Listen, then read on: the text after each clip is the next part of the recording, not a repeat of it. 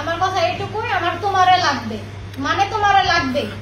আর ঘুরতে আসছে আমাদের এখানে আটকাইছে, আমি তো ওরা ওদের তো কিছুই হবে না, মান সম্মান গেলে আমার গেছে।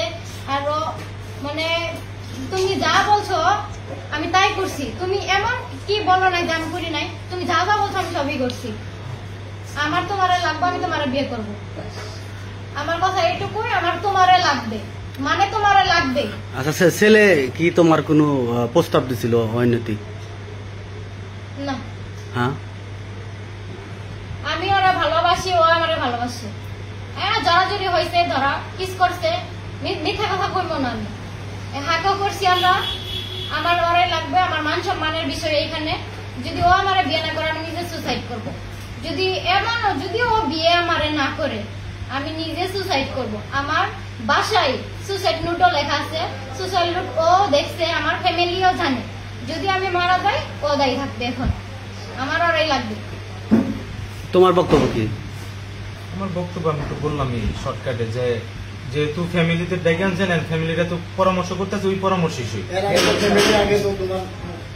তুমি ফ্যামিলির সাথে কথা বলে তোর ওর সাথে রিলেশন করো নাই? না, এখানে কাহিনী আছে। বলো। রিলেশনের মাসখানিকে যাওয়ার মধ্যেই আমি আমার ফ্যামিলিকে জানাইছি। ওর বাড়ি থেকে এমন একটা কথা আসছে যে আমার, যে তুমি যদি আমার মেয়ের সাথে ধরো জানাজানি হয়েছে, তুমি আমার মেয়ের সাথে রিলেশন করো, তাহলে ই করো, তোমার বাপ মায়ের পাঠাও।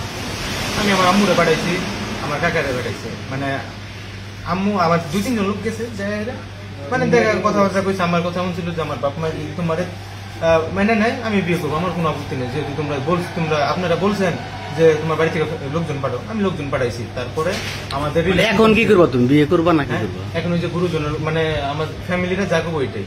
তোমার ফ্যামিলি যদি যা বলে, আমি যদি আমার ফ্যামিলিকে বলতে পারি যে আমার ওই ছেলেকে লাগবে, আমার ফ্যামিলি যদি এখানে রাজি হইতে পারে বিয়ে দেওয়ার জন্য, আমি একটা মেয়ে মানুষ, তোমার ফ্যামিলি কেন রাজি হবে না?